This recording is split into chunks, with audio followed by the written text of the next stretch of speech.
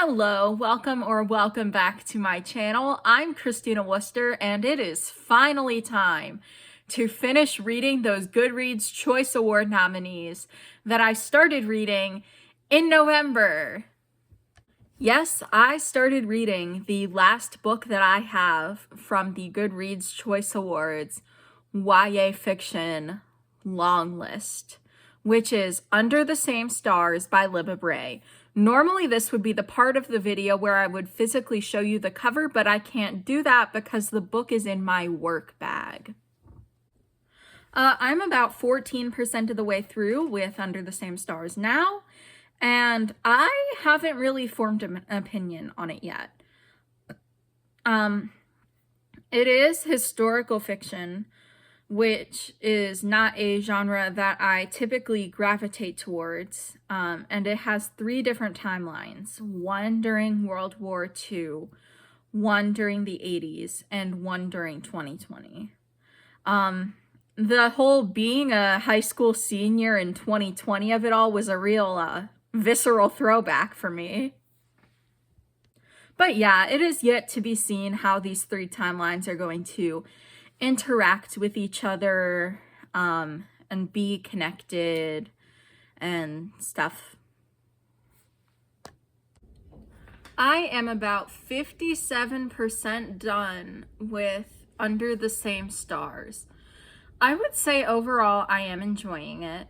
I am definitely a lot more invested in the 2 historical timelines than I am in the 2020 timeline, which is interesting because I don't usually tend to reach for historical fiction. I mean, I guess 2020 is still like the past, but I don't really consider that historical at this point. It's definitely a slower paced mystery. So if that's not what you're into, you might not enjoy this book. But yeah, it's hard to articulate why I'm enjoying this, but I am.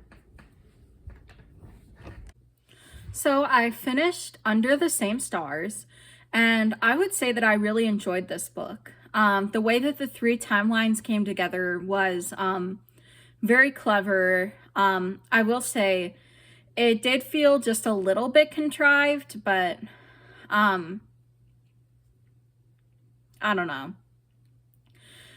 In spite of that, it still managed to be a really good read. Definitely has a mysterious vibe. It makes you think.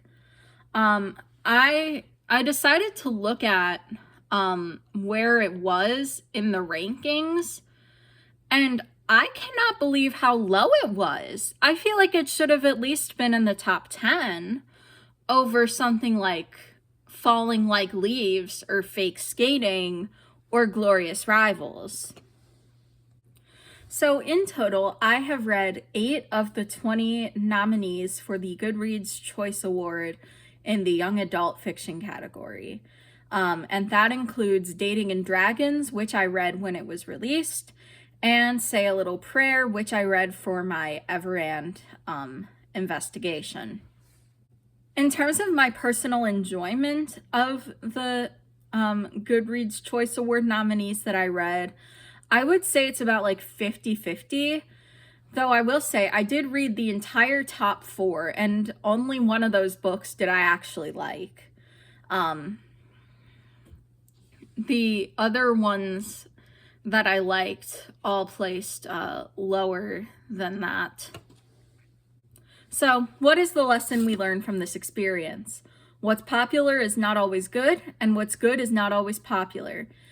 In terms of what you like, it's what you like, and that's okay. Just don't yuck somebody else's yum, and we will all be fine. Thank you so much for watching. Don't forget to like, comment, and subscribe. You're the best!